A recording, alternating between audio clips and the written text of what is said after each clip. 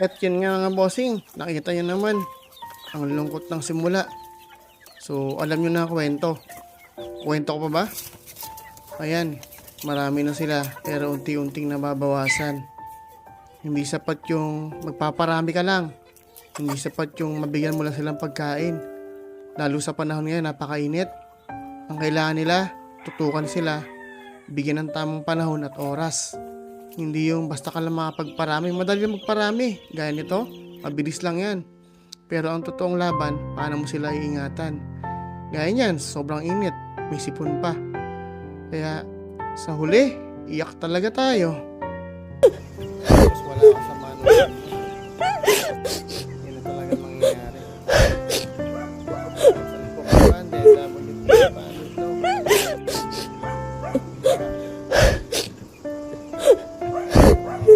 Ito.